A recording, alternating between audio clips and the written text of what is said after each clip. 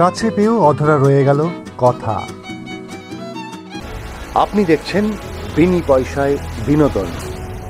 দেখা যায় কথা অর্থাৎ বুলি যখন রবীন্দ্রসঙ্গীত গাইছে, অবাকভাবে তাকিয়ে রয়েছে এভি, এবং এভি কেঁদে ফেলে। তারপর যখন গান শেষ হয়, এভি দৌড়ে যায় কথা কথা করে চিৎকার করে তার কাছে কথাকে ধরবার জন্য, কিন্তু দেখে কথা নেই। তার ভাই বোনদের জিজ্ঞেস করে কথা কোথায় গেল, কিন্তু তাদের কাছেও কোনো সদুত্তর পায় না। তখন এভি হন্যে হয়ে বেরিয়ে পড়ে বাইরে, কথা কথা করে চিৎকার করতে করতে সে কথার পিছনে ছুটে চলেছে। ভাই বোনরাও তাড়াতাড়ি করে বেরিয়ে এসছে অগ্নিকে সামাল দেওয়ার জন্য, এবং বিভিন্ন লোককে জিজ্ঞেস করছে তার ছবি দেখিয়ে যে তারা এই মেয়েটিকে দেখেছে কিনা। অবশেষে খোঁজ পায় কথার অর্থাৎ বুলির।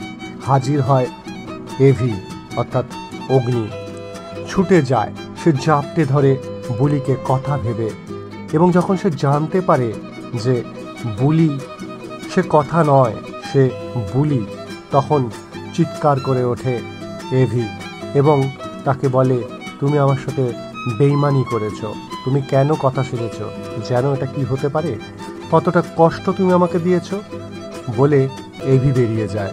এবং কথা অর্থাৎ বুলি সে কাঁদতে কাঁদতে বসে পড়ে। বুলি কি কোনোভাবে দুর্বল হয়ে পড়ছে এভির ওপরে, নাকি বুলি কথা? আপডেট পেতে দেখতে হবে বিনি পয়সায় বিনোদন।